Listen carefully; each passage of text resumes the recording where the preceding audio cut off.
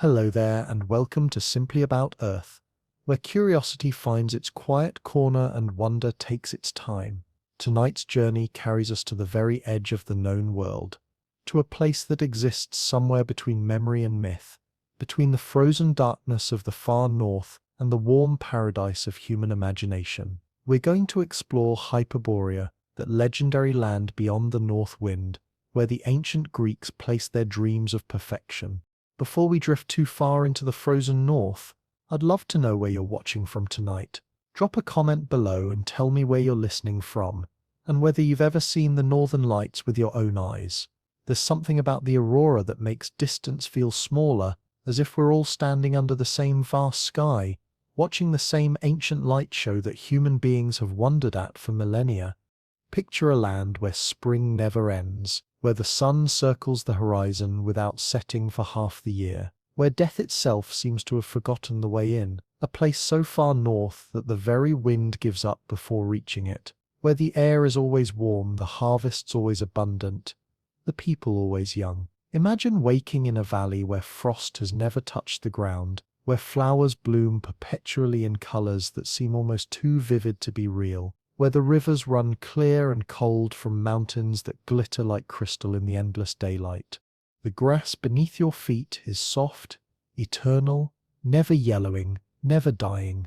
The trees bear fruit in every season at once, blossoms and ripe offerings hanging together on branches that don't know the meaning of winter. The people here move with an ease that speaks of lives without suffering, their faces unlined by worry or age, their laughter carrying across meadows where time itself seems to move differently. They dance and they sing. They create art for the pure joy of creation. They argue philosophy, while lying in fields where the breeze tastes of honey and distant snow. Death, when it finally comes after 1,000 years of perfect contentment, is not feared but welcomed. A gentle transition marked by garlands of flowers, and one last leap from a sacred cliff into waters that promise transformation. This is not a place you can reach by sailing north, not a destination you can find on any map. This is Hyperborea, the land beyond the north wind, the paradise at the edge of human imagination, where geography dissolves into dream and history fades into myth. The ancient Greeks called it Hyperborea, and they spoke of it the way we speak of Eden or Atlantis, with that peculiar mixture of certainty and longing that comes when describing something just beyond reach. Not quite history, not quite myth, but something suspended in between, like the northern lights themselves, shimmering, ethereal, impossible to grasp but impossible to dismiss. Tonight we're going to travel to the edge of the world, to the place where the known dissolves into imagination and memory blurs into myth. We're going to explore Hyperborea, but not just the legend itself. We'll dig beneath the poetry to find the bones of something real, because the far north has held human civilizations for tens of thousands of years, and their story is more extraordinary than any myth. We'll follow the thread of this legend through Greek poetry and medieval speculation, through the dark misappropriations of the 20th century, and into the astonishing reality of what archaeologists and geneticists have discovered about the people who actually built lives in the Arctic, long before anyone imagined Hyperborea. The aurora borealis dances overhead, green curtains of light rippling across the darkness like thoughts made visible, like the dreams of the earth itself made manifest in the sky. The air tastes of ice and distance and something else, something ancient, that has no name in any modern language. And somewhere in this vastness between myth and reality, between the warm paradise of Greek imagination and the harsh beauty of the actual Arctic, lies a truth about human resilience, adaptation, and our endless need to imagine perfect worlds at the edges of our maps. Stand here with me for a moment, at the threshold between the known and the unknown. Behind us, the comfortable territories we've mapped and named and claimed as ours. Ahead, the frozen darkness of the far north where the stars wheel in unfamiliar patterns and the sun forgets how to set. This is where we've always placed our dreams, our hopes, our fears, our fantasies of perfection. This is where paradise lives, just beyond reach, always just beyond reach. Let's begin where all roads to Hyperborea begin, in ancient Greece, where poets and historians first heard whispers of a paradise so far north, it existed beyond the reach of Boreas himself, the savage north wind who brought winter's fury to the Mediterranean world. The first written mention comes from a poet named Aristas of Proconnesus, around 650 BCE, though his work survives only in fragments quoted by later writers. He speaks of travelling far north, beyond the lands of the Scythians, to regions where one-eyed men guard gold, and where people live in such abundance, they need nothing from the outside world. Even this early the pattern is set, the far north as a place of both wonder and plenty, despite the obvious paradox of cold climates rarely producing easy living. But it's Herodotus, that great collector of stories and father of history, who gives us the most detailed ancient account in his histories, written around 440 BCE. In Book 4 he describes the peoples living north of Scythia, layer upon layer of tribes, each more remote than the last, until finally he reaches the Hyperboreans. He's skeptical, noting that he doesn't really believe in them, but then he includes what others have said anyway, because that's what Herodotus does. He gives us the stories even when he doubts them. The Hyperboreans, according to the reports Herodotus collected, live beyond the mountains from which the north wind blows, in a land where the air is so thick with falling feathers, meaning snow that you cannot see or travel. But somehow beyond that barrier lies a country of eternal spring and happiness. The people there know no war, no disease, no old age. They live for 1,000 years in perfect contentment, and when they finally tire of life they crown themselves with flowers and leap joyfully from a particular cliff into the sea. It's Pindar the poet who adds the most beautiful details in his 10th Pythian ode, around 498 BCE. He describes a place where disease and death do not approach, where the muses are always present, where maidens dance and lyres play without ceasing. Most significantly, he connects Hyperborea directly to Apollo, saying the god spends his winter months there, away from his shrine at Delphi, resting in this northern paradise before returning each spring. This connection to Apollo is crucial because it transforms Hyperborea from mere geography into sacred space. The Hyperboreans become Apollo's chosen people, favored by the god of light, music, prophecy, and healing. They send offerings to Apollo's shrine at Delos wrapped in wheat straw, passing them from tribe to tribe across impossible distances, and these offerings apparently arrive every year, suggesting some kind of real contact, however attenuated, between the Mediterranean and the far north. There's something deeply revealing in this pattern. This Greek need to imagine a perfect civilization at the edge of the world. The Hyperboreans embody everything the Greeks valued but struggled to achieve: peace, plenty, eternal youth, divine favor, artistic excellence, freedom from suffering. They're placed precisely at the limit of the known world, in that liminal space where geography becomes mythology and wish becomes belief. But here's what's interesting. The Greeks didn't invent the idea of a northern paradise out of nothing. Across cultures, across continents, across vast stretches of time, human beings have consistently imagined the far north as a place of both terror and promise. The pattern repeats too often to be coincidence.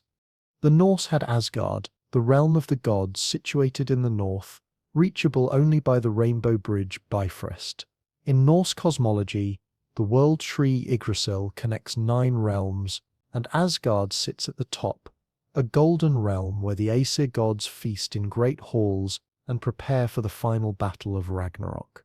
It's a place of valor, beauty, and power, where worthy warriors go after death to fight and feast eternally. The frozen north holds both destruction. Niflheim, the realm of ice and mist and glory.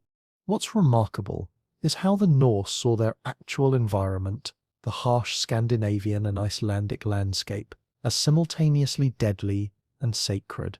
The glaciers and volcanoes of Iceland were pathways between worlds. The northern lights were the Bifrost, the rainbow bridge to Asgard. The cold wasn't just hardship, it was the geography of the divine. Celtic legends spoke of Avalon and other blessed islands in the northern seas where time moved differently and heroes went after death. The Irish tales of Tir na Nog, the land of youth, often placed it in islands to the west or north, across the sea in regions shrouded by mist. Those who travelled there found eternal youth, endless feasting, and freedom from suffering. But there was always a catch. If you returned to the mortal world, all the years you had avoided would descend upon you at once. These Celtic paradises share Hyperborea's key features: no death, no aging, endless abundance, supernatural beauty. But they add something the Greek version often lacks: danger. Paradise in Celtic tradition is perilous precisely because it's too good. To enter it is to risk losing your connection to humanity, to the mortal world where meaning comes from limitation. The British Isles themselves were sometimes conflated with Hyperborea by classical writers who heard tales of islands in the far northern ocean. The standing stones, the mysterious barrow mounds, the sophisticated cultures that built Stonehenge and Newgrange, all of this suggested to Mediterranean peoples that something remarkable existed in the northern mists. Tibetan Buddhism describes Shambhala, a hidden kingdom ruled by enlightened beings, preserving the purest teachings of Buddhism until the world is ready to receive them again. Traditional descriptions place Shambhala somewhere to the north of India, perhaps in the Himalayas, perhaps beyond them in the vast spaces of Central Asia or Siberia. Shambhala shares Hyperborea's remoteness and perfection, but adds a spiritual dimension. It's not just a pleasant place, it's a repository of wisdom, a kingdom where consciousness itself has been perfected. The king of Shambhala is said to be a bodhisattva, an enlightened being who delays final liberation to help others. The people there live for hundreds of years, free from disease, devoted to spiritual practice. Some traditions say Shambhala exists on earth, but hidden by spiritual barriers, visible only to those who have achieved certain levels of realization. Others place it in another dimension, accessible through meditation or at death. Like Hyperborea, it's both a place and a state of being, both geographic and metaphorical. Russian folklore tells of Bilovodai, the White Waters, a hidden paradise somewhere in the vast Siberian north or the mountains of Central Asia. According to legends that persisted well into the 19th century, Bilovodai was settled by Old Believers, religious dissenters fleeing persecution after the Russian Orthodox Church reforms of the 1600s. They supposedly found a hidden valley where they could practice their faith freely, where the land was fertile and the authorities couldn't reach them. Expeditions actually went searching for Bilovodai. Peasants and religious seekers traveled deep into Siberia following rumors and vague directions, looking for this promised land where freedom and abundance coexisted. Some never returned, lost to the vastness of the taiga, or finding communities that seemed close enough to the legend that they stayed. Others returned empty-handed, reporting only wilderness. The legend of Bilovodai reveals something important. Paradise myths don't just express wishes, they motivate action. People risked their lives searching for it. The distinction between literal and metaphorical paradise breaks down when the belief is strong enough. Even in Chinese legends there are accounts of northern kingdoms blessed by heaven, the classic of mountains and seas. An ancient Chinese text compiled before the Han Dynasty describes strange lands in all directions, but the north holds particular mysteries. There are accounts of kingdoms where people live for 1,000 years, where the climate is mild despite the latitude, where sacred mountains touch the sky. Chinese cosmology placed the sacred mountain Kunlun in the far west or northwest, a peak so high it connects earth to heaven, where the Queen Mother of the West holds court and grants immortality to those who find her. Like Hyperborea, Kunlun exists on the border between geography and mythology, real enough that explorers looked for it, mythological enough that it was never found. Persian and Zoroastrian traditions speak of Ariana-Vayo, the original homeland of the Iranian peoples described in the Avesta as a perfect land created by Ahura Mazda. But then Angra Mainyu, the destructive spirit, sent harsh winters, making the land uninhabitable and forcing migration south. The mythology explicitly remembers climate change, a perfect northern land made impossible by cold, driving people to warmer regions. This is striking because it matches what actually happened. Indo-European peoples, including the Indo-Iranians, did migrate from northern regions southward into Iran, India, and Europe over thousands of years. Their myths remember paradise in the north and catastrophe that forced departure. It's not literal history, but it may encode genuine population memory of climate-driven migration. And then there are the Inuit themselves, the real people of the far north, who have their own stories of warm lands beyond the ice. In some traditions, seals and whales come from a warm ocean realm controlled by Sedna, the goddess of the sea. In others, there are stories of ancestors who lived in better times before the cold became as extreme as it is now. Inuit stories are pragmatic about the Arctic. They don't generally describe it as paradise, but there are accounts of places beyond the ice where conditions are better, where game is more plentiful, where the cold is less severe. These may be memories of warmer periods, or knowledge of refugia, small areas where microclimates make conditions more favorable. What's remarkable is that even the people who actually live in the Arctic, who know its realities intimately, still imagine better lands beyond the current reach. The pattern is universal. We always imagine that somewhere else, sometime else, conditions are better. Paradise is the place we haven't quite gotten to yet. This isn't random. This is a pattern that needs explanation. Why do human beings across so many cultures imagine paradise specifically in the north? Not the south, not the east or west, but north, where in most inhabited latitudes the cold comes from, where winter lives. One answer might be simply that north is unknown for most major civilizations: Mediterranean, Chinese, Indian, Persian. The north was the direction of mystery. South lay oceans and familiar lands. East and west were traveled routes. But north led to regions few had explored, lands where familiar rules didn't apply, where the sun behaved strangely, and the stars wheeled in unfamiliar patterns. The unknown invites projection. We populate empty spaces on maps with our wishes and fears. And if you're going to place paradise somewhere, better to put it where no one can immediately prove you wrong. But there might be more to it. The north is associated with cold and hardship, but also with purity. Snow is clean, white, untouched. Ice preserves things unchanged. The Arctic landscape has an austere beauty that suggests transcendence, stripped of the luxuriant excess of tropical abundance, reduced to essentials of stone and ice and sky. Many spiritual traditions associate purity and enlightenment with mountaintops, with high places, with cold and thin air. The north extends this logic. It's the direction where everything becomes more extreme, more rarefied, where only the strong and pure can survive. Perhaps paradise in the north represents not ease but perfection through testing.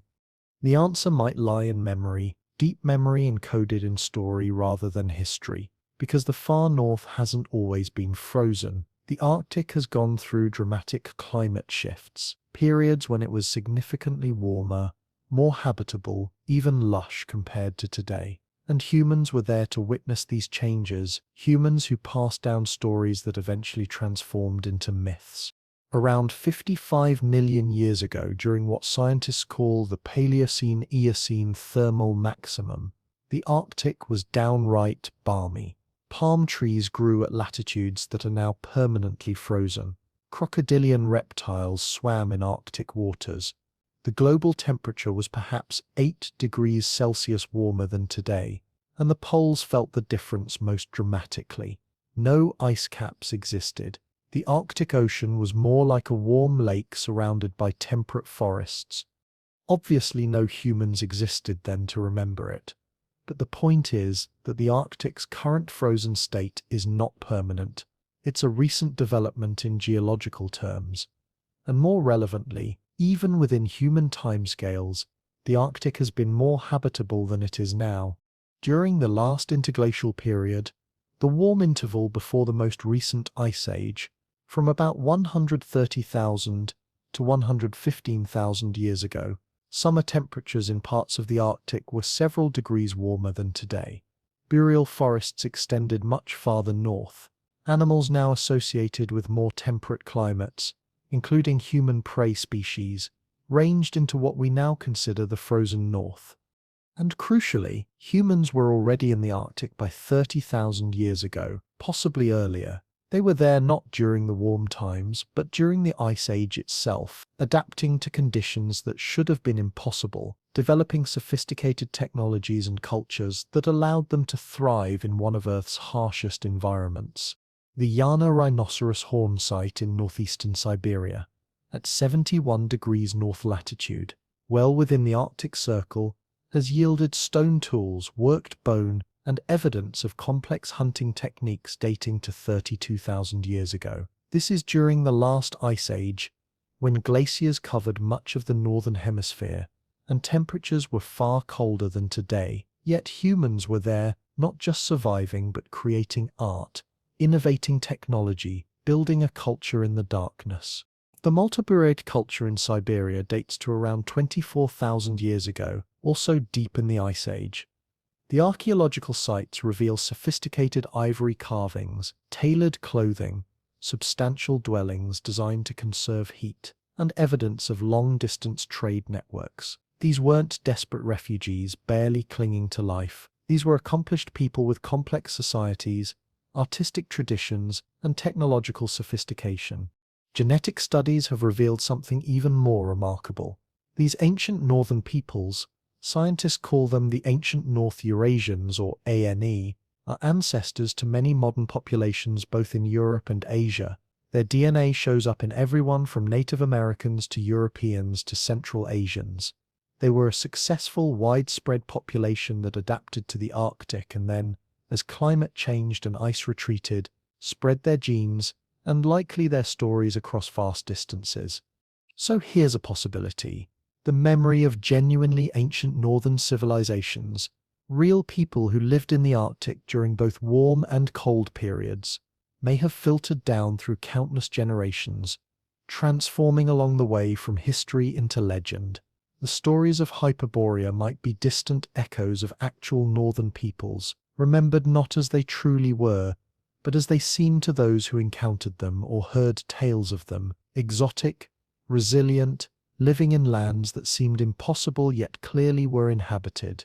When climate shifted, when warm periods ended and cold returned, or when Ice Age glaciers retreated and forests advanced, populations would have moved, carrying their stories with them. Try to imagine what that would have felt like, to be part of a community pushed south by advancing ice. Your grandparents would have told stories of summers that lasted longer, of winters that came later, of hunting grounds that stayed open in seasons when now they froze solid. They would have spoken of it around fires on cold nights, the time before the cold deepened, the years when the north was kinder than it had become.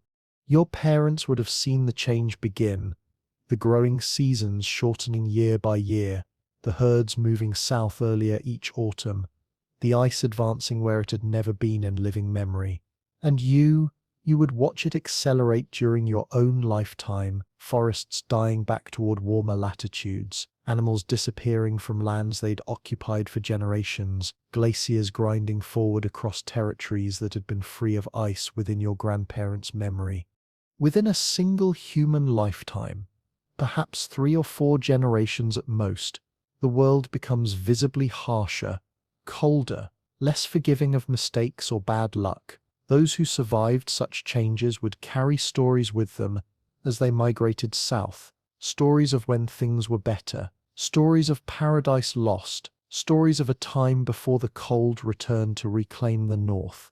And those stories passed down through hundreds of generations, through thousands of years, would inevitably transform. History would become legend, memory would become myth. The real north that your ancestors knew, with its genuine challenges and genuine achievements, would become Hyperborea, the perfect place that was lost to catastrophe. This is speculation, of course, but it's speculation grounded in something real. The Arctic has held sophisticated human cultures for over 30,000 years. Those cultures have risen and fallen with climate shifts that we can now trace in ice cores and pollen records.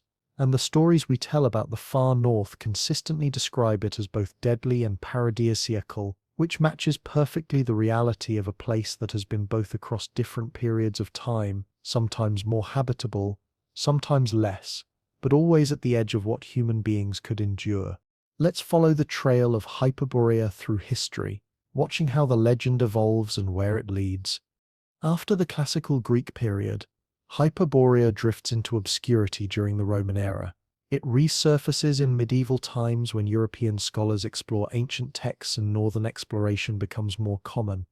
The key figure is Pytheas of Massalia, a Greek explorer from the 4th century BCE, whose voyage may have inspired Hyperborean legends. Pytheas sailed north from the Mediterranean through the Strait of Gibraltar into the cold Atlantic. He reached Britain and then beyond to a place he called Thule, 6 days' sail north of Britain where the sun barely set in summer and the sea became thick and sluggish, possibly with ice. Pytheas' account doesn't survive intact. Later writers quote him, and his description of Thule becomes entangled with Hyperborea in medieval imagination. Some scholars placed Thule in Iceland, others in northern Norway or Greenland. Thule, like Hyperborea, represented the northernmost reach of the known world, a place where normal rules didn't apply. By the Renaissance, European explorers were actively sailing into Arctic waters. They encountered the Sami people of northern Scandinavia, the Norse settlers in Greenland and Iceland, and eventually the Inuit and other indigenous Arctic peoples. Each encounter revised ideas about northern inhabitants, sometimes portrayed as noble, sometimes as savage, always as remarkable for surviving conditions that would kill Mediterranean peoples. The Enlightenment brought systematic attempts to locate Hyperborea geographically. Some scholars placed it in the British Isles, others in Scandinavia. The German philosopher Friedrich Schlegel suggested the Hindu Kush.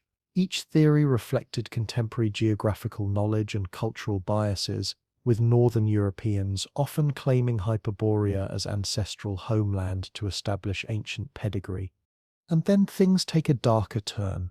In the late 19th and early 20th centuries, Hyperborea becomes entangled with emerging racial theories and mystical movements that would have terrible consequences.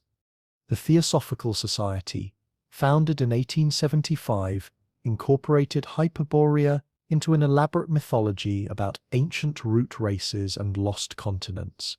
Helena Blavatsky, the Society's founder, described Hyperborea as the homeland of the second root race of humanity, beings more spiritual than physical who lived in a polar paradise millions of years ago. This was part of a larger cosmology, involving Atlantis, Lemuria, and other imaginary ancient civilizations, arranged in a hierarchy that mapped uncomfortably onto contemporary racial categories. Guido von List and other Ariosophists, mystical thinkers in Austria and Germany in the early 20th century, went further, claiming Hyperborea as the original homeland of the Aryan race. They constructed elaborate mythologies linking Germanic peoples to this supposed Arctic paradise, suggesting that racial purity and spiritual enlightenment originated in the far north and was subsequently lost through mixing with lesser peoples. This is where we need to be very clear and very careful. These theories had no basis in actual archaeology, genetics, or historical evidence. They were fantasy built on fantasy, motivated by nationalism, racism, and a desire to claim ancient legitimacy for contemporary power structures. The Hyperborea they described bore no relationship to the Greek literary tradition or to actual Arctic history. But these fantasies had real consequences. The Nazi regime incorporated elements of these Hyperborean myths into their ideology, using the legend of a northern Aryan homeland to justify their racial policies and expansionist ambitions. The swastika, an ancient symbol found in many cultures, was claimed as specifically Aryan and linked to Hyperborean mysticism. Expeditions were sent to Tibet and other regions, partly in search of evidence for these mythological histories. To be absolutely clear, there is no connection between ancient Hyperborean legends and Nazi racial ideology, except for the twisted appropriation of myth for political purposes. The Greeks never connected Hyperborea with race or superiority. They simply placed idealized people in an imaginary northern paradise. Indigenous Arctic peoples have their own histories with no relationship to European fantasies, and modern genetics utterly refutes the idea of pure races or northern homelands of racially superior peoples. The misuse of Hyperborea in the 20th century is a reminder of how dangerous myths can become when weaponized by ideology, but it doesn't invalidate interest in the original legend or in the genuine mysteries of Arctic prehistory. We can separate Greek poetry from Nazi propaganda. We can explore real northern civilizations without endorsing fake ones. We can honor indigenous Arctic peoples without romanticizing them into Hyperborean fantasy. So let's return to what's actually real, to the people who genuinely did build civilizations in the far north, long before anyone imagined Aryans or root races. If you're finding this journey through myth and reality as fascinating as we hoped you would, this would be a perfect time to like this video. It helps Simply About Earth reach other explorers who want to dig beneath legends to find what's really there, who appreciate careful thinking about how myths emerge from memory and how history gets distorted by ideology. We're trying to build a quiet corner of the internet where wonder and skepticism can coexist, where we can be amazed by the past without needing to invent it. The oldest confirmed human presence in the high Arctic dates to at least 32,000 years ago at the Yana rhinoceros horn site in northeastern Siberia, but evidence suggests even earlier occupation. Sites in the Ural Mountains and western Siberia show human activity extending back perhaps 40,000 years or more, during periods when the Arctic was even colder than today.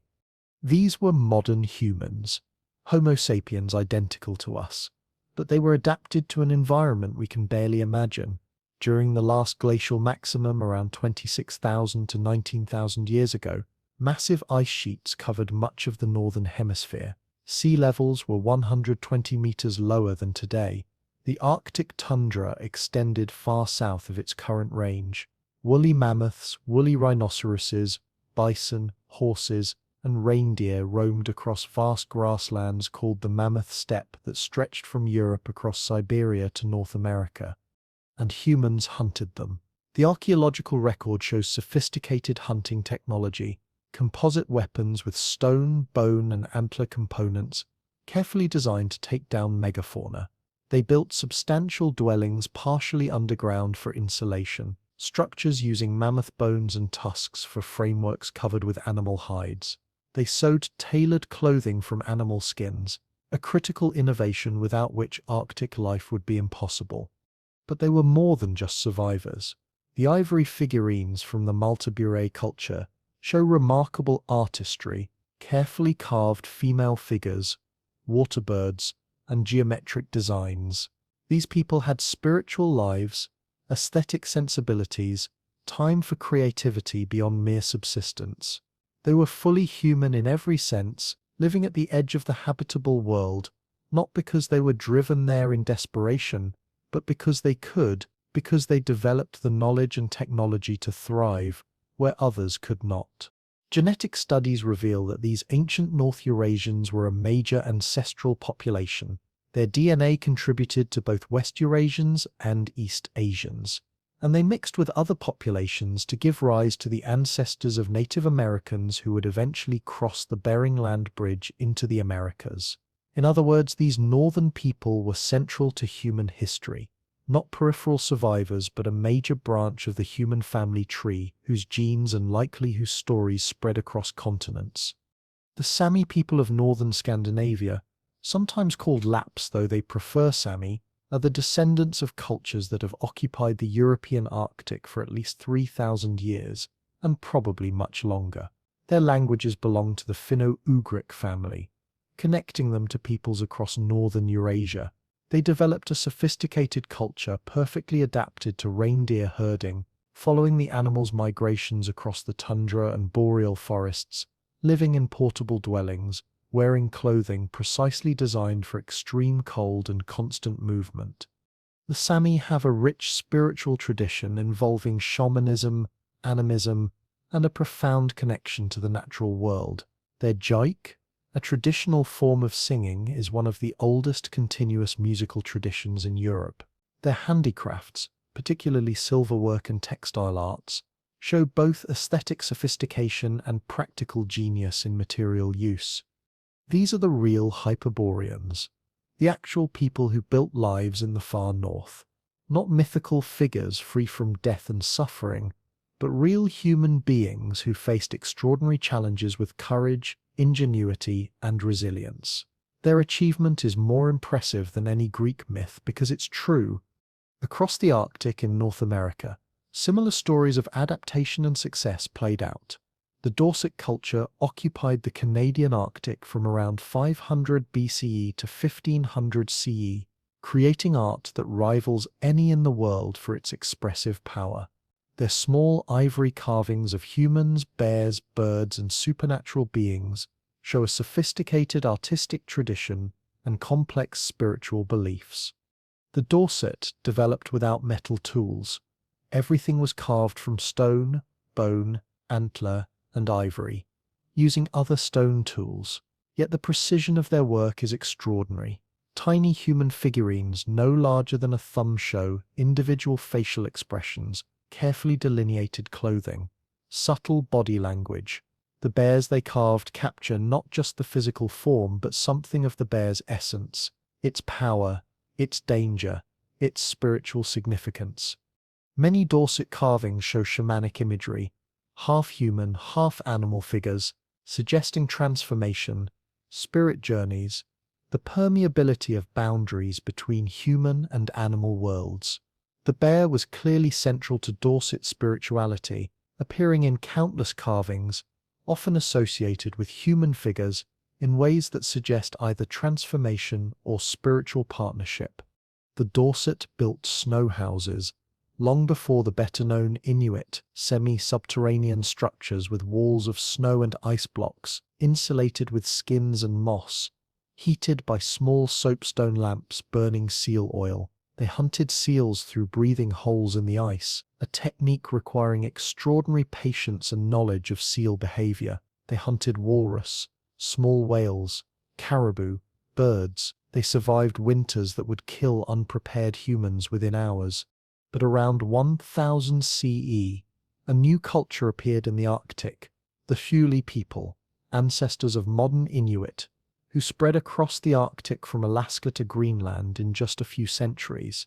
The Thule brought new technologies, particularly innovations in boat design, that allowed them to hunt whales, an immense food source that could support larger populations. The Umiak, a large open boat covered with sealskins, could carry entire families and their possessions, could transport a harvested whale back to shore, could travel long distances along the coast. The kayak, a small closed boat designed for individual hunting, was perhaps the most perfectly adapted tool ever created for Arctic marine hunting. Light enough to carry, maneuverable enough to navigate ice flows, stable enough to hunt from, fast enough to pursue seals and small whales. The design of the kayak represents thousands of years of incremental improvements, every aspect optimized through trial and error across countless generations. The frame of driftwood or bone, lashed together with sinew, the covering of sealskins, stitched watertight, the narrow profile that cuts through water efficiently, the cockpit that seals around the paddler's waist, keeping water out even if the boat capsizes, allowing the paddler to roll back upright, using the paddle for leverage. Modern kayak designs still follow Inuit principles because they got it right the first time, or rather they got it right after centuries of refinement through a process of cultural evolution that was as rigorous as biological evolution. The Thule also brought the dog sled, reliable winter transportation, across frozen landscapes. Dog teams pulling sleds could carry heavy loads, travel for days, survive on the same food humans ate. The partnership between humans and sled dogs was crucial to Arctic life. Dogs weren't pets or beasts of burden, but genuine partners in survival. The Inuit developed one of the most complete survival technology systems ever created. Igloos, snow houses built using precise knowledge of snow's structural properties. An experienced builder could construct one in an hour or two, creating shelter that could keep interior temperatures 40 degrees warmer than outside even in extreme cold. Tailored clothing using multiple layers created insulation while allowing moisture to escape. Inner layers with fur facing inward, outer layers with fur facing outward to shed wind and snow. Carefully designed hoods. Boots made from multiple materials, soft caribou fur for insulation, tough sealskin for waterproofing, polar bear fur for soles because it doesn't collect ice. Every element optimized through generations. The Inuit understood heat retention, moisture management, durability, in ways modern designers still study. Their clothing worked because failure meant death. Food preservation techniques prevented scurvy through fermentation and raw consumption of vitamin-rich organs. Scurvy, the plague of European Arctic explorers, never touched indigenous peoples who understood that cooking destroys vitamin C, but organs contain enough if eaten uncooked. Navigation methods allowed travel across featureless ice using subtle cues, the direction of wind-carved snow patterns, ice formations, bird behavior, stars, the feel of wind and current. Inuit knowledge of ice was legendary, understanding which ice was safe, where cracks would open, how to read color and texture to judge stability. European explorers who ignored Inuit knowledge died. Those who learned survived. The lesson was clear. These weren't primitive people struggling against nature. These were experts who understood their environment better than outsiders possibly could. In Siberia, peoples like the Chukchi, Evenks, Koryaks, and Yakuts developed parallel adaptations. The Chukchi and Koryaks lived on the northeastern coast, hunting marine mammals and herding reindeer. The Evenks ranged across the Siberian taiga, following reindeer herds, hunting, trading furs and ivory south. The Evenks' relationship with reindeer was sophisticated. Not quite domestication, but something between that and hunting. They followed wild herds, protected them from predators, selectively culled certain animals, used them for transportation. The reindeer benefited from human protection against wolves. The humans benefited from reliable food and transport. A partnership that lasted millennia. The Yakuts adapted to one of Earth's coldest inhabited regions, eastern Siberia, where winter temperatures dropped below -60 degrees Celsius. They raised cattle and horses, breeding them for extreme cold tolerance, sheltering them in deep-walled barns, feeding them hay harvested during brief summers. They built houses partly underground for insulation. The ingenuity required to keep cattle alive in such cold is staggering. The Yakuts' cattle and horses adapted over centuries. Thicker coats, altered metabolism, behavioral changes. The humans developed equally sophisticated adaptations, architectural innovations, food preservation methods. These Siberian cultures built trade networks connecting the Arctic to larger Eurasian systems, carrying furs, ivory, and amber south, bringing back metal, textiles, and other goods from temperate regions. Excavations have found Mediterranean glass beads in Siberian graves from the Bronze Age, Chinese silk in burials dating to the Scythian period. The Silk Road's northern branches reached southern Siberia, carrying ideas and goods between continents. The Arctic wasn't isolated. It was connected, integrated into larger patterns of exchange, even as it remained distinct. Mammoth ivory from Siberia was traded south and west for thousands of years, prized for its quality and workability. Even after mammoths went extinct, their frozen remains preserved in permafrost continued to provide ivory for trade. Amber from the Baltic reached the Mediterranean in ancient times, passed hand to hand through northern trade networks. Furs, particularly sable, fox, and ermine, were luxury goods across Eurasia. drawing traders northward into cold regions they otherwise would never have visited. These trade networks meant that knowledge flowed along with goods. Technologies developed in one Arctic region could spread to others. Stories and ideas moved along trade routes. The Arctic cultures weren't isolated pockets cut off from human exchange. They were nodes in continent-spanning networks, distinct but connected, specialized but engaged with wider human society. The complexity and sophistication of Arctic cultures is even more impressive when you understand the challenges. Darkness for months at a time during polar night, when the sun doesn't rise for weeks or months depending on latitude. Psychological challenges of confinement during long winters. The need to prepare during brief summers for winters that last most of the year. The constant danger of storms, ice, cold, and darkness. Yet Arctic peoples raised children, taught them survival skills, maintained social structures, created art and music, developed rich spiritual traditions, resolved conflicts, cared for their elderly, and built meaningful lives. They weren't just surviving, they were living fully human lives in the harshest environment humans have colonized. The spiritual traditions of Arctic peoples reflect deep engagement with their environment. Animism, the belief that animals, plants, even natural phenomena have spirits, makes sense when survival depends on understanding and respecting the natural world. Shamanism, practices involving spirit journeys, transformation, communication with animal spirits, emerges in Arctic cultures across the circumpolar region from Scandinavia to Siberia to North America. These aren't superstitions or primitive beliefs. They're sophisticated ways of encoding and transmitting ecological knowledge. When a shaman says you must respect the spirit of the seal, or it won't allow itself to be caught, that's a way of teaching restraint, sustainable hunting, respect for prey animals. When transformation stories describe humans becoming bears or birds, they're teaching about animal behavior, about seeing the world from non-human perspectives. Indigenous Arctic knowledge systems were empirical, pragmatic, tested across generations. They worked because people's lives depended on them working. The spiritual framework wasn't opposed to practical knowledge, it was how practical knowledge was remembered, taught, and justified.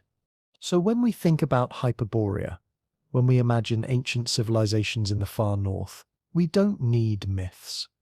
The reality is extraordinary enough. Real people really did build sophisticated cultures in the Arctic, not in a paradise of eternal spring, but in conditions of extreme cold, darkness, and danger that would defeat most modern humans within days. They succeeded not because gods favored them, but because human beings are remarkable, capable of adapting to almost any environment through intelligence, cooperation, and accumulated knowledge passed down through generations with meticulous care.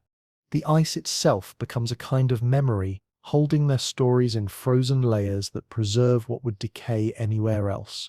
Tools dropped during hunts 10,000 years ago emerge from melting glaciers, looking as if they were lost yesterday. Clothing worn by people who understood cold better than we ever will appears from snowfields that are finally releasing what they've held for millennia. Footprints pressed into mud freeze before the next storm, and remain perfectly preserved, waiting for the ice to melt and reveal them again. The permafrost keeps these memories safe, much like the desert sands of the Sahara preserve the traces of green periods beneath their golden surface. The Arctic keeps its secrets locked in ice. And when the time is right, when climate shifts and ice melts, it gives them back. Arrows emerge with their feather fletching still intact. Leather appears supple and workable after thousands of years of freezing. Wood surfaces from places where trees haven't grown since the last ice age ended. The artifacts don't decay because they've been frozen in time, literally waiting patiently for someone to find them and wonder at the lives they represent. The wind still moves across the tundra, much as it did when those tools were lost. The stars still wheel in their ancient patterns above lands that have witnessed 30,000 years of human occupation, and somewhere in the vast Arctic, descendants of those first northern peoples still live. They still adapt to changing conditions as their ancestors did. They still preserve knowledge that goes back further than writing, further than empires, Further than cities, knowledge encoded in story and practice and careful observation passed from generation to generation. They are the real Hyperboreans, not mythical beings free from death and suffering as Greek poets imagined, but real human beings whose ancestors faced every challenge nature could offer and succeeded, generation after generation, for thousands of years. Their achievement deserves recognition, without romanticization, respect without turning them into myths or symbols of something they never claimed to be. They're not Hyperboreans of Greek legend. They're something more impressive than any legend. They're real. The question then becomes, could any of this genuine Arctic prehistory have contributed to the Hyperborean legend? Could Greek traders hearing second-hand reports about northern peoples have incorporated elements of truth into their mythological geography? The answer is almost certainly yes, though not in any direct or clear way. Greeks and Romans did have contact with peoples who lived far to the north, not direct contact with the Arctic itself, which would have been impossible given the technology and geography of the time, but contact with intermediary populations who had connections extending northward through trade networks that spanned the known world. The Scythians, those nomadic peoples of the steppes who appear so frequently in Greek accounts, traded with Greeks in the Black Sea region, and their own trade networks reached deep into Siberia, connecting the Mediterranean world to lands and peoples the Greeks would never see directly, but would certainly hear about through stories that traveled along those same trade routes. Amber from the Baltic was prized in the Mediterranean world, a luxury material that arrived through long trade chains that passed the precious substance from hand to hand across vast distances. Someone in Athens or Rome wearing Baltic amber was connected, however tenuously, to networks that stretched all the way to the frozen north. The connection was real even if the understanding was vague and distorted by distance and multiple retellings. So information about northern lands and peoples definitely flowed south, but it would have arrived fragmentary, distorted, mixed with fantasy and fundamental misunderstanding. A Greek hearing that there were people who lived in darkness for months at a time might not understand the concept of polar night, might imagine it as something different from the reality, perhaps as a place shrouded in perpetual twilight or surrounded by mountains that blocked the sun. Descriptions of reindeer might become tales of strange cattle that appeared and vanished mysteriously with the seasons. And the northern lights, a phenomenon entirely unknown in Mediterranean latitudes, might well seem magical, supernatural, clear evidence of divine presence or the boundaries of the mortal world. And here's something crucial that historians have noted. The Arctic climate was actually different during some periods of Greek and Roman history. During the so-called Roman warm period from roughly 250 BCE to 400 CE, temperatures across the northern hemisphere were warmer than they had been in the preceding centuries. This warming allowed Roman agriculture to flourish at latitudes where it would fail in later, colder periods, allowed grape cultivation in Britain, where it had previously been impossible, and probably made Arctic regions somewhat more hospitable than they had been or would be in the centuries surrounding this warm interval. If during this warm period northern peoples expanded their range southward or became more visible to southern traders, if contact increased and information flowed more freely between Mediterranean and Arctic worlds, the timing would match almost precisely with when Hyperborean legends were being most actively elaborated and written down by Greek and Roman authors. Perhaps Hyperborea is partly a distorted memory of this real northern warming, a time when the Arctic genuinely was more habitable than usual, when its peoples were more prosperous and their numbers greater, when traders ventured further north than they normally would, and brought back tales of surprising abundance in unexpected places. The Younger Dryas period, a dramatic cold snap that lasted from about 12,800 to 11,600 years ago, might also be relevant. This was a sudden return to Ice Age conditions after the climate had been warming, a reversal that devastated many human populations and possibly drove major migrations. Some scientists have proposed that the Younger Dryas was triggered by a comet impact or airburst, though this remains controversial. Imagine being part of a population living in northern regions during the warm period before the Younger Dryas. Life is good, resources are plentiful, your culture is thriving. Then suddenly, over just a few decades, temperatures plummet, ice advances, animals disappear, and you're forced south to survive. You carry stories of the better time, the time before the cold returned, the time when the north was paradise. Those stories get passed down through generations, through thousands of years, transforming along the way, from memory to history to legend to myth. The paradise in the north becomes Hyperborea, the place where winter never came, where Apollo lived, where people knew no suffering. It's a memory of real climate change encoded in mythological form. This is admittedly speculative. We can't trace a direct line from Younger Dryas refugees to Greek poets, but the pattern is suggestive. Humans do encode real events in mythological form, do preserve memories of catastrophes and golden ages through story. And the Arctic really has gone through dramatic changes that forced human migrations. What's certain is that the far north has been home to sophisticated human cultures for tens of thousands of years, that climate changes have repeatedly made it more or less habitable, and that these real events happened in the background while Greeks were imagining Hyperborea and placing it beyond the north wind. Now let's look at what modern science tells us about ancient climate and how it shaped the Arctic through deep time, because understanding when and why the north was warmer helps us grasp why paradise myths cluster there rather than elsewhere. During the Paleocene-Eocene thermal maximum, about 55 million years ago, the Arctic was almost unrecognizably different from today. Global temperatures spiked perhaps 5 to 8 degrees Celsius higher than they had been, and the poles warmed even more dramatically due to Arctic amplification, the phenomenon where polar regions respond more strongly to climate changes than equatorial regions. The Arctic Ocean, currently covered by ice year-round, was ice-free and relatively warm, perhaps 23 degrees Celsius at its warmest. Subtropical forests extended to very high latitudes. Palm trees, crocodilians, and other species we associate with tropics today lived above the Arctic Circle. The world was so warm that ice caps didn't exist at either pole, sea levels were much higher, and the distribution of life was entirely different from anything we've experienced as a species. Core samples drilled from the Arctic Ocean floor have yielded astonishing evidence: fossils of tropical plants, pollen from palms and other warm weather species, chemical signatures in sediments that indicate tropical or subtropical ocean temperatures. The evidence is unambiguous. The Arctic was once green, warm, and biologically rich in ways we can barely imagine. The change happened relatively rapidly in geological terms.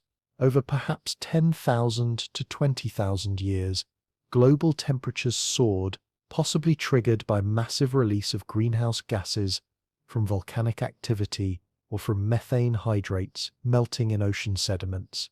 The warming was extreme enough to eliminate ice at both poles, creating a world without permanent ice caps for perhaps 200,000 years before temperatures gradually declined again. Obviously, this was long before humans or even our primate ancestors existed, but it establishes that the Arctic's frozen state is not permanent or inevitable. The planet has been warmer, and the Arctic has been a very different environment across geological time. The ice is recent, temporary on planetary timescales, a feature of the last few million years, rather than an eternal characteristic of Earth's poles. More relevant to human experience are the ice age cycles of the past few million years. Earth has alternated between glacial periods, ice ages with extensive ice sheets covering northern continents, and interglacial periods, warmer intervals when ice retreats toward the poles. These cycles are driven by Milankovitch cycles, long-term variations in Earth's orbit and axial tilt that affect how much sunlight reaches different latitudes in different seasons. The pattern repeats roughly every 100,000 years for the major glacial-interglacial transitions, with shorter cycles nested within. During glacial maximums, ice sheets extended across Canada, northern Europe, and northern Asia. So much water was locked up in ice that sea levels dropped more than 100 meters, exposing continental shelves and creating land bridges, including Beringia, which connected Asia to North America. The ice sheets were staggeringly massive. The Laurentide ice sheet covering Canada was 3 kilometers thick in places, its weight actually depressing the Earth's crust beneath it. Glaciers covered Scandinavia, the British Isles, and much of northern Russia and Siberia. The coastlines were completely different from today. Vast areas now underwater were dry land. The English Channel didn't exist. Britain was connected to continental Europe. The North Sea was partially a plain called Doggerland where people lived, hunted and built communities before it was drowned by rising seas as the ice melted. But even during glacial maximums, not everything in the north was under ice. Parts of Siberia, Alaska, and Yukon remained ice-free, a phenomenon called the Mammoth Steppe. This was a vast grassland ecosystem stretching from Spain to Canada during the coldest periods, supporting huge populations of mammoth, horse, bison, and other megafauna. The climate was extremely cold but dry, too dry for glaciers to form, and humans were there, hunting the megafauna, building fires, surviving winters that lasted most of the year. The archaeological site of Berelek in northeastern Siberia has yielded thousands of mammoth bones and evidence of human hunting dating to about 12,000 to 14,000 years ago, right at the end of the last ice age.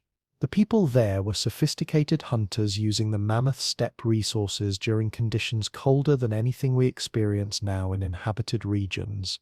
During interglacials, like the one we're in now, ice retreats, sea levels rise, and climate moderates.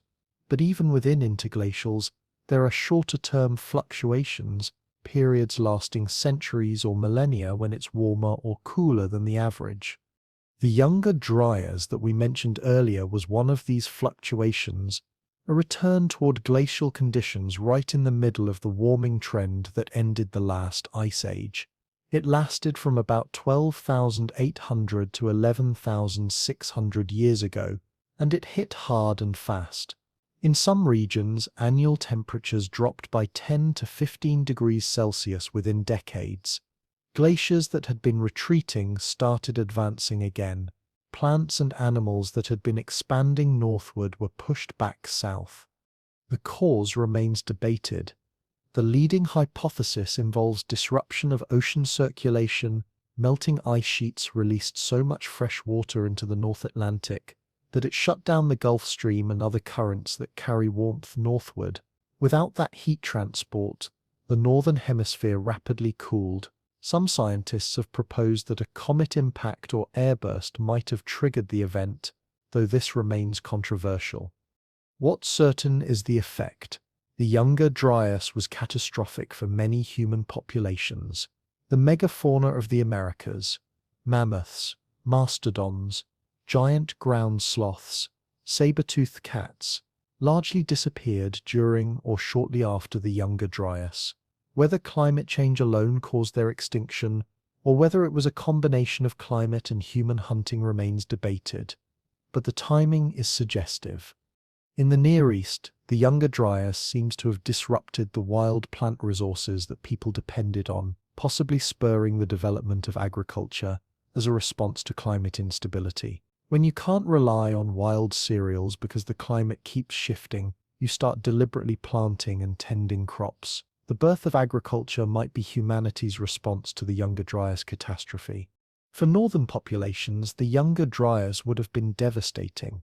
Any groups that had expanded into newly habitable regions during the warming would have been forced south again when the cold returned. The archaeological record shows abandonment of northern sites during the Younger Dryas and reoccupation only after it ended. Imagine living through such a change. Your grandparents remember when the summers were longer, when certain plants grew that no longer do, when hunting was easier. Your parents saw the decline begin. You watch forests die, animals disappear, glaciers advance. Within a human lifetime, the world becomes harsher, colder, less forgiving. Those who survived would carry stories. Stories of when things were better, stories of paradise lost, stories of a time before the cold returned, and those stories passed down through hundreds of generations might eventually become myths of a golden age, a perfect time in a perfect place that was lost to catastrophe. This is admittedly speculative. We can't trace a direct line from Younger Dryas climate refugees to Greek poets, but the pattern is suggestive. Humans do encode real events in mythological form, do preserve memories of catastrophes and golden ages through story. And the Arctic really has gone through dramatic changes that forced human migrations and would have created lasting cultural memories. But there have also been warm periods. The Holocene climatic optimum from roughly 9,000 to 5,000 years ago saw temperatures in many regions slightly warmer than today. This allowed agriculture to expand into northern Europe, permitted tree growth at higher altitudes and latitudes, and probably made Arctic regions more hospitable to human occupation. During this warm period, forests in Scandinavia extended further north than they do today. Archaeological sites in northern regions show more intensive occupation during the Holocene climatic optimum than in the colder periods that preceded or followed it. People took advantage of the warm conditions to expand into territories that had been too harsh, developing new subsistence strategies and trade networks. The Sahara, we must note, was green during the early Holocene. The same climate patterns that warmed the Arctic also brought monsoon rains to North Africa. This global interconnection means that when the North was more habitable, so were other regions currently considered marginal. Climate changes at planetary scale, affecting everything simultaneously though in different ways. The medieval warm period from about 950 to 1250 CE saw another warming, allowing Vikings to settle Greenland and briefly North America. The Norse established two main settlements in Greenland, the eastern and western settlements, supporting populations in the hundreds for several centuries. They grew barley and hay, raised cattle and sheep, hunted seals and walrus, and traded with Iceland and Norway. Contemporary accounts describe Greenland during the medieval warm period as having significantly better pasturage than it does today, grass growing more thickly, longer growing seasons, less severe winters. This wasn't tropical paradise, but it was viable for a farming culture that wouldn't survive there under current conditions. The Arctic ice retreated enough during this period that sailing routes opened that had been impassable earlier. The Norse reached North America. Lansorg Meadows in Newfoundland shows clear evidence of Viking presence around 1000 CE. They encountered indigenous peoples, traded and fought with them, but didn't establish permanent colonies. The window of opportunity was relatively brief.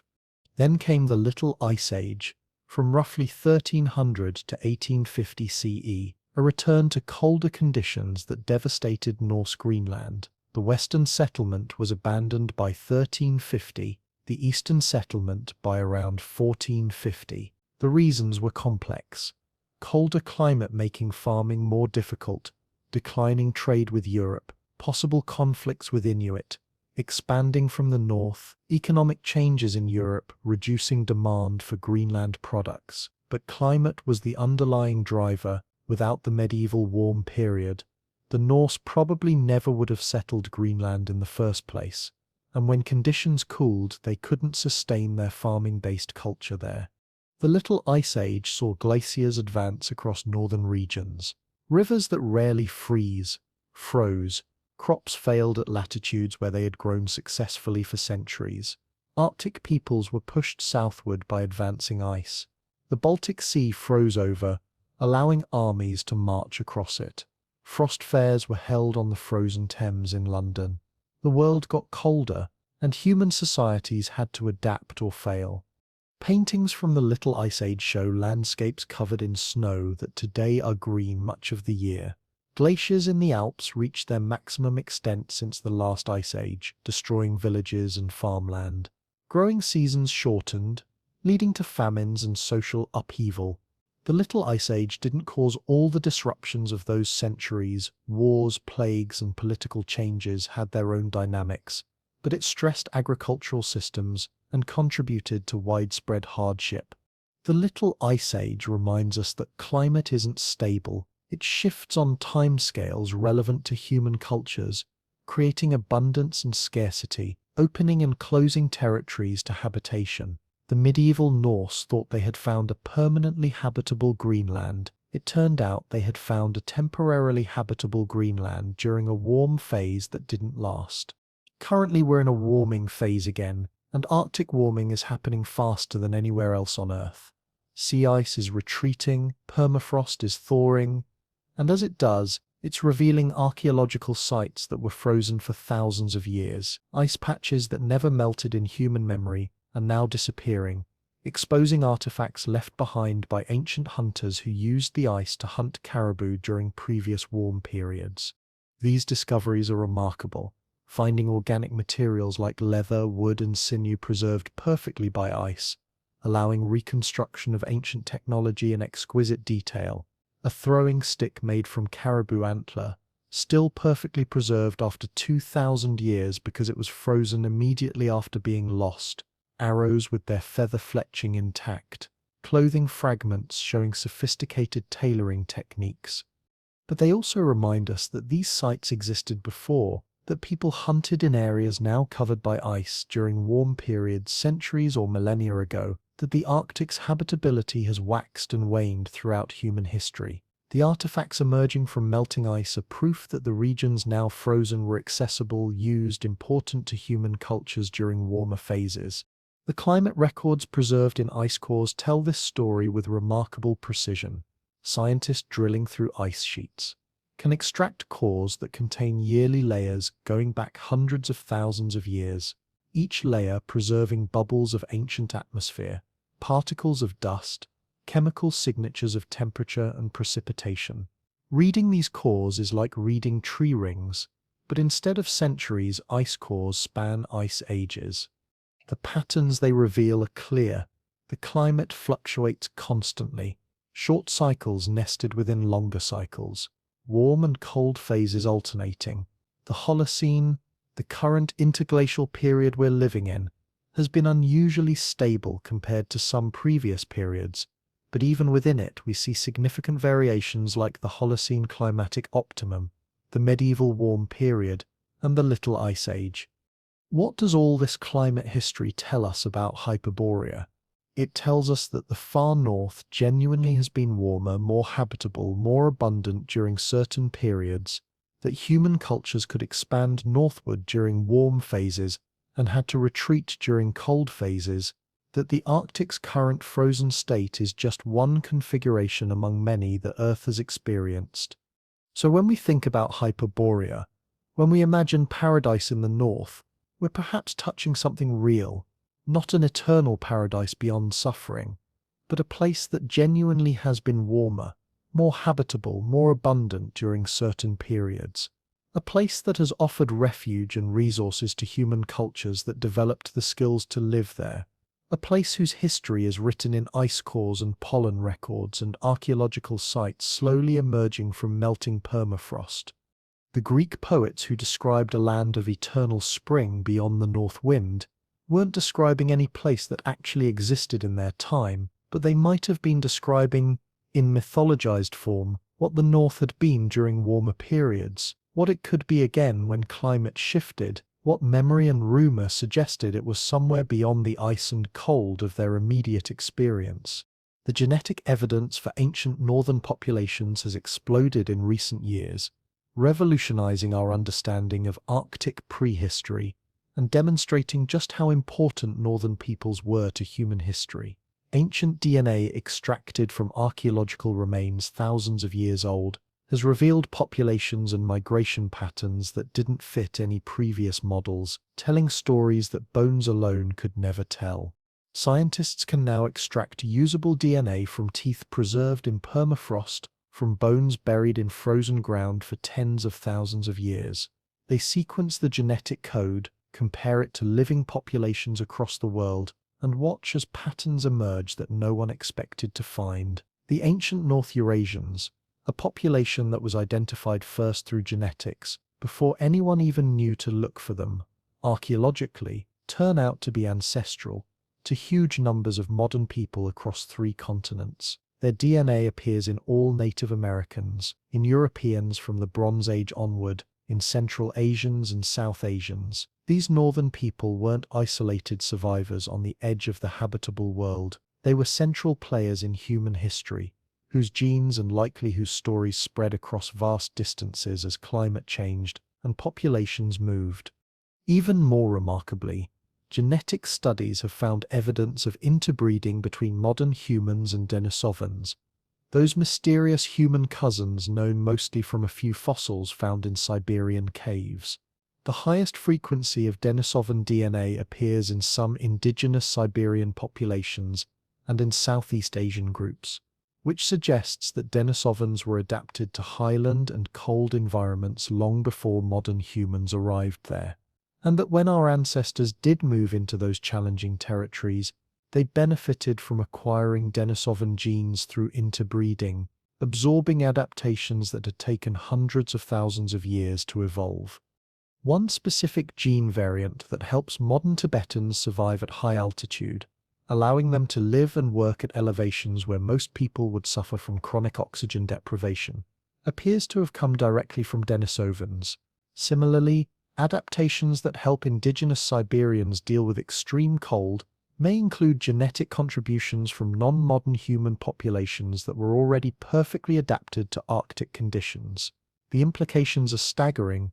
When modern humans moved into challenging northern and highland environments, they didn't just develop new cultural adaptations like better clothing or shelter, they also acquired beneficial genes from human populations that were already there, populations that had evolved in those conditions for hundreds of thousands of years, and in doing so, they literally absorbed the evolutionary solutions that those ancient peoples had developed.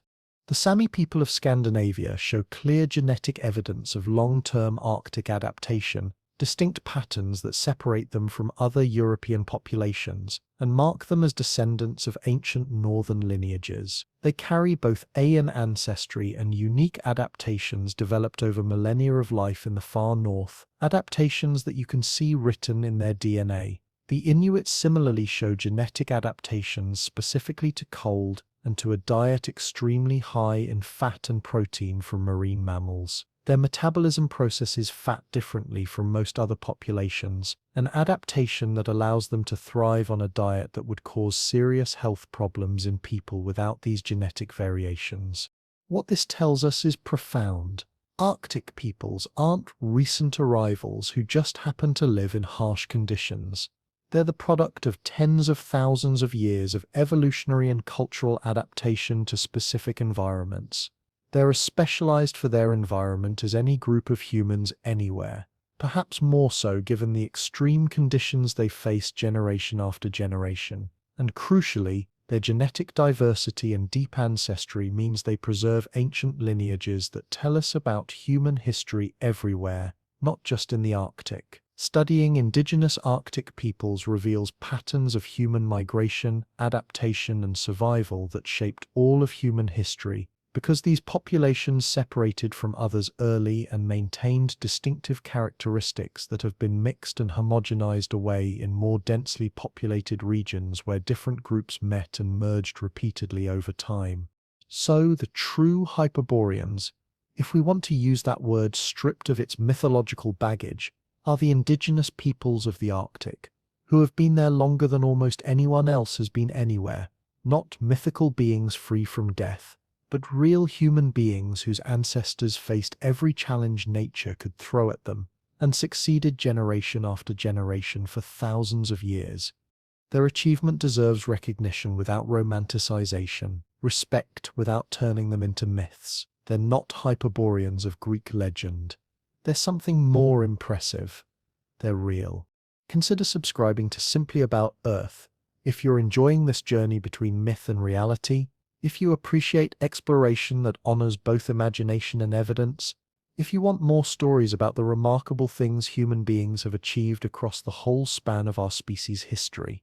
We try to find that balance between wonder and accuracy, between being amazed by the past without needing to invent it or distort it. Every subscription helps this quiet corner of curiosity reach more people who want the same thing. As we approach the close of this long journey to the edge of the world, Let's return to where we started and think about what Hyperborea really means, what it tells us about human beings and our relationship with the unknown. The legend of Hyperborea emerges from a fundamental human impulse, the need to imagine perfection just beyond reach. Not here among us where we can see the flaws and failures, but there, at the edge of the map, in the place we haven't quite explored yet. Paradise is always just over the horizon, in the past we can't remember, or the place we haven't visited. This isn't foolishness or escapism, it's something deeper. It's hope made geographical, the belief that perfection is possible because surely it must exist somewhere. If not here and now, then there and then. The boundaries of the known world become boundaries of the possible, and we populate them with our aspirations. The Greeks placed Hyperborea beyond the north wind because the north was mysterious, because travelers came from there bringing amber and strange tales, but no one Greek went there to verify. It could be perfect because it couldn't be proven imperfect. The myth could survive precisely because it existed in the space between knowledge and ignorance, in that fertile darkness where imagination grows most wild. But here's what's beautiful. Human beings did build lives in that space. Real people really did thrive in the far north, not in eternal spring, but in eternal darkness and eternal day, in cold that shatters stone and silence that stretches for months. They proved that humans don't need paradise to flourish. We make flourishing happen wherever we are through intelligence, cooperation, and stubborn refusal to give up. The real Arctic cultures achieved something more impressive than myth. They achieved resilience.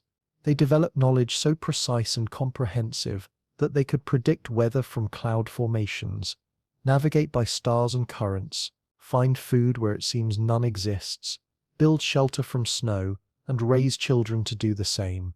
They created art and music and spiritual traditions that gave meaning to existence in conditions that would break most of us. That's the true wonder of the North. Not that it was paradise, but that human beings made lives there anyway. Not that death couldn't reach it, but that people faced death with courage and skill, and usually won. Not that it was perfect, but that imperfect humans found ways to create beauty, meaning, and community even there, especially there. The misappropriation of Hyperborean myths in the 20th century came from insecurity, from groups seeking ancient legitimacy for contemporary power. They needed their superiority to be primordial, written into the deep past, so they invented Aryan homelands in the north and claimed descent from mythical superhumans. It was fantasy built on fear, fear that maybe they weren't special, weren't chosen, weren't superior. The irony is that the real peoples of the North, the actual accomplished cultures that lived there, were precisely the ones these fantasists would have dismissed or exterminated. Indigenous Arctic peoples don't fit into anyone's myth of racial purity or northern Aryan supermen. They're just humans, extraordinary in their adaptations, but not supernatural, not racially pure, not superior by birth, but impressive through achievement. Honoring them means seeing them as they are, descendants of ancient lineages who preserved knowledge across millennia, who adapted to one of Earth's harshest environments, who contributed significantly to human genetic and cultural diversity. They don't need to be Hyperboreans to be remarkable.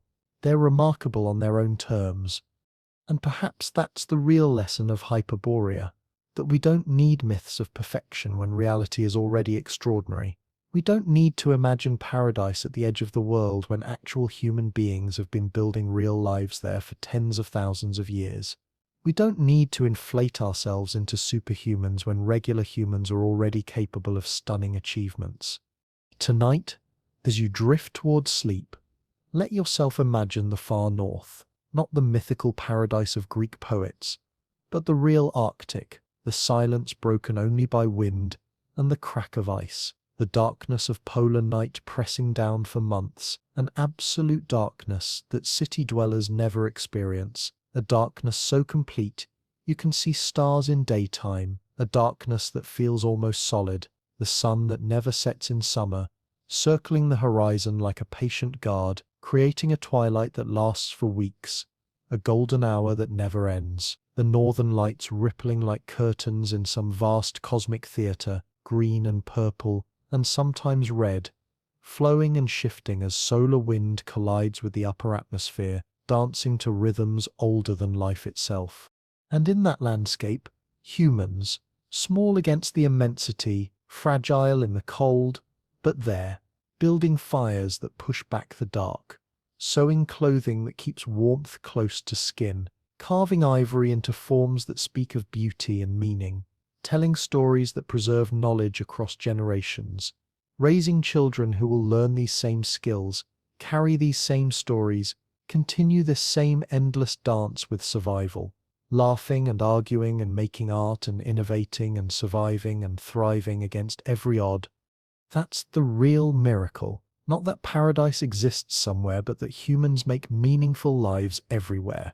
Not that some mythical people were free from suffering, but that real people face suffering with dignity and intelligence, and create beauty anyway, especially in the hardest places, especially where survival itself is an achievement. Let the aurora dance above you in your mind's eye, green and purple and sometimes red, rippling and flowing like water that's forgotten how to fall, like the dreams of gods made visible, like memory itself shimmering between past and present. Let the cold be present but not painful, acknowledged but not feared. Let yourself be small beneath the vastness, an observer, a momentary consciousness aware of its own impermanence, and somehow more precious for being temporary. The edge of the world isn't a place, it's a feeling. It's the recognition that beyond what we know lies infinite unknown, that our maps have borders not because the world ends, but because our knowledge does. That mystery surrounds us always, that wonder is available if we're willing to look, if we're willing to admit that we don't know, that we can't know, that the not knowing is itself a gift. Hyperborea reminds us to look, to wonder, to imagine, and then to dig deeper, to question what we imagine, to separate wish from reality without losing the capacity for either wishing or reality, to honor both myth and truth, to appreciate why we need stories while also appreciating why we need facts, to hold both in our minds at once, the perfect paradise we imagine and the imperfect beauty we actually have. The north is still there, still cold, still dark for half the year, still home to peoples whose ancestors learned its secrets across thousands of generations. It's not paradise, it's better, it's real, and real places, real people, real achievements are always more worthy of wonder than any fantasy, always more precious than any myth. As sleep approaches now, as your thoughts begin to drift and fragment into dream, let the image of the far north be your companion into rest. The endless ice that reflects starlight like a frozen mirror, the resilient life that somehow persists even there, the dancing lights that have witnessed every human achievement and failure in the Arctic across 10,000 years, the small fires of human persistence burning against the dark, flames that have never gone out since the first humans arrived in the frozen north over 30,000 years ago. You are connected to those ancient northern peoples, genetically, if you have any European, Asian or Native American ancestry, but also just through shared humanity. The same impulses that drove them drive you. The same capacity for adaptation lives in you. The same ability to find meaning and create beauty in difficult circumstances is yours as well. The same curiosity that made them explore the furthest reaches of the habitable world is what brought you here tonight, to explore the furthest reaches of human history and imagination. You don't need to be Hyperborean. You already are human, which is more than enough. You already carry within you the genetic legacy of people who survived impossible conditions, who adapted to challenges that should have defeated them, who passed their knowledge and their genes forward across vast stretches of time. You are the inheritor of their resilience, the beneficiary of their courage, the continuation of their story. Breathe deeply now, slowly, feeling the air move in and out of your lungs in the same rhythm that sustained those ancient peoples through Arctic winters. Feel your heart beat, the same pattern that beat in their chests as they built fires in the darkness, as they carved tools from stone and bone, as they told stories that kept culture alive across generations. You are not separate from them. You are their distant echo, their faint footprint pressed into the future. The wind sighs across the tundra in your imagination, carrying with it the scent of ice and distance. And something else, something that smells like memory, like time itself. The ice shifts and groans, a sound like the earth breathing, like the planet dreaming. The lights pulse and fade and pulse again above you, eternal, uncaring, beautiful beyond words. And somewhere in that vast Arctic landscape, both real and imagined, your consciousness drifts peacefully toward rest, toward that small death we practice every night, toward the renewal that comes with morning. The Greeks were right about one thing. Apollo does return from the north each spring. Not literally, not the god himself visiting a mythical paradise, but the light returns, the sun climbs higher, the ice retreats, and life advances northward once more. The cycle continues, one as it has for billions of years, as it will for billions more. Warm and cold, light and dark, ice and water, life and death, not opposites but partners in the endless dance of existence. We are brief, our lives mere moments against the span of geological time, shorter than a single pulse of the northern lights, briefer than the life of a snowflake. But in those moments we can choose to wonder, to explore, to honor both what we imagine and what is real. We can tell stories about Hyperborea, while also celebrating the actual people who lived in the actual Arctic. We can enjoy myth while pursuing truth. We can dream while staying awake. That balance, that ability to hold both imagination and skepticism, both wonder and evidence, both poetry and science, that's what makes us human. Not mythical Hyperboreans, but real humans, complicated, contradictory, capable of both tremendous wisdom and terrible foolishness, of creating both beauty and destruction, of soaring heights and devastating falls. But tonight, we choose beauty. We choose wonder. We choose to drift peacefully into sleep, thinking about the far north, about aurora and ice and ancient peoples, making lives against impossible odds. We choose to let that image comfort us, to remind us that humans have faced far worse than whatever challenges we face and found ways through. We choose to believe that resilience is possible because we have seen it proven across 30,000 years of Arctic occupation. The edge of the world is wherever we stand and look outward. The paradise is whatever meaning we make from the given. The Hyperboreans are whoever we become when we face hardship with courage, when we adapt instead of breaking, when we create beauty even in darkness, when we pass knowledge forward even knowing we won't be there to see its fruits. Let your mind wander now, freely, without direction or purpose. Let thoughts arise and dissolve like breath, like waves, like the aurora itself, flowing, changing, never the same from moment to moment. Let images drift through your consciousness, ice and stars and ancient faces barely visible in firelight, caribou moving across frozen plains, the scrape of stone on bone, as someone carves a tool that will last 10,000 years, the sound of laughter in darkness, the taste of frozen air, the weight of fur clothing, the smell of seal oil lamps, all of it fading now, growing distant, becoming dream. You are safe. You are warm. You are exactly where you need to be. The Arctic is far away. The ice cannot touch you here.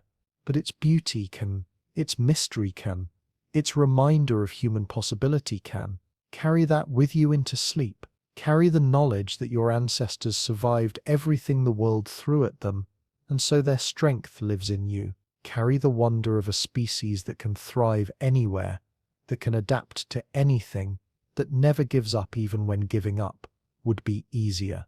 Thank you for this long journey tonight, for following myth into history and history into science and all of it into the peaceful dark of approaching sleep. Thank you for wondering about Hyperborea, for caring enough about the far north to spend this time exploring what it means and what's really there. Thank you for being curious, for being willing to question, for appreciating both imagination and evidence.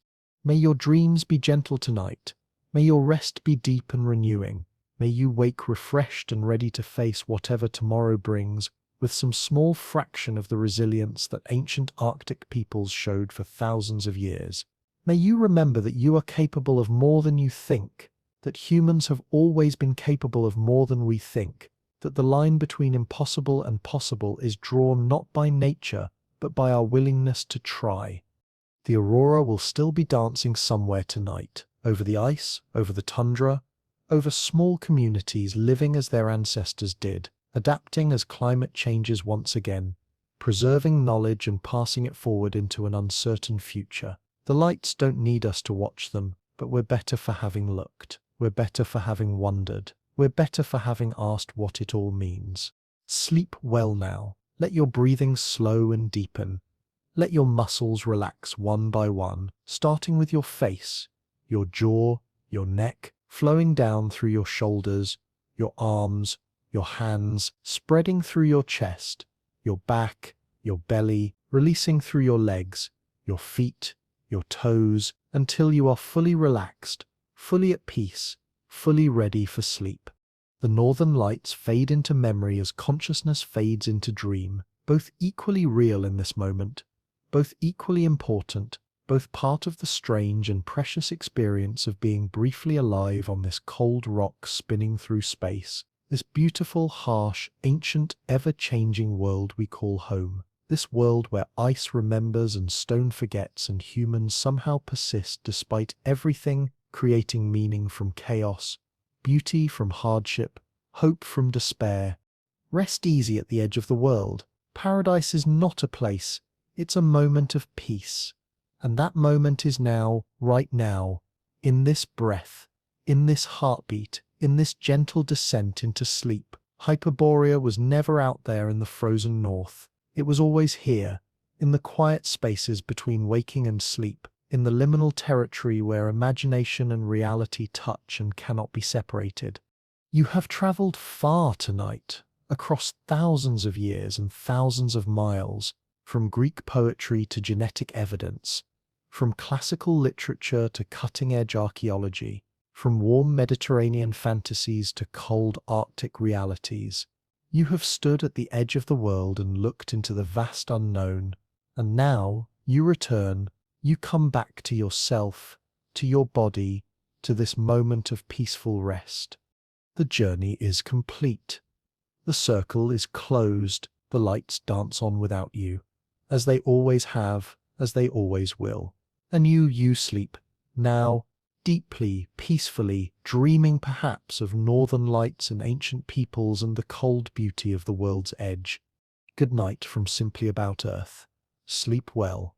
The stars that shone down on the first humans to reach the Arctic shine down on you tonight, the same stars, the same light, traveling across the same vast distances of space and time to reach your eyes as you close them for sleep. Everything is connected, everything is one, and in this moment of connection, you are both yourself and all humanity, both present and past, both temporary and eternal.